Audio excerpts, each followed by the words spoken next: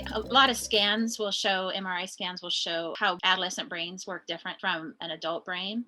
And the adolescent brain is more of a novelty seeking brain, more emotional. It's more a reacted, has a reactive amygdala, which is that little almond sized part in your brain here that when there's a lot of emotion going on, that's the part of your brain taking over, and it's really hard for this part of your brain to be working when that's the case. So if actions are guided more by emotion, we can see that sometimes when you put these routines and systems into place, that the boring nature of those can make it so your child will have no interest at all because it's just not exciting enough.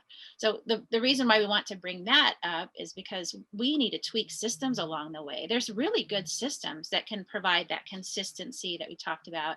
But if you don't do little teeny tweaks along the way, it will get boring, believe me. So how many times have we heard, Kelly, people say, oh, I've tried something like that, but it just didn't work after 2 weeks. Yes. Right. Yeah. And it doesn't need to be, it sounds so silly for us to say you need consistency. Oh, but don't forget novelty, like mix it up. It's so opposite, but you just need to mix it up in the small ways. So like we were talking the other day about Post-it notes and how some kids really rely on Post-its. Yeah. But then they start ignoring their Post-it notes and they don't do it anymore. And just switching it up to a different colored Post-it or a flower shaped Post-it or something like that can make it more interesting. Yeah. Or like for a while I had towards the beginning of the year in just my own household, we have a big whiteboard and I had some, standards and rules written down, and it was in our kitchen, and it was like pretty powerful for a while because it was this new whiteboard and the kids noticed it. It's not a typical thing in our kitchen.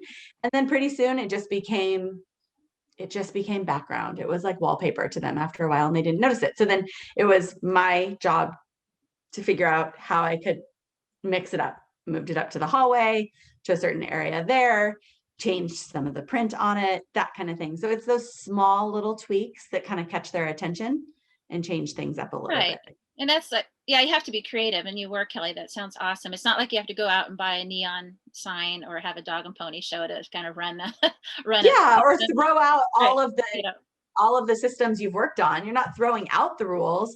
You're just figuring out how to refocus their attention to the rules again, or the standards again.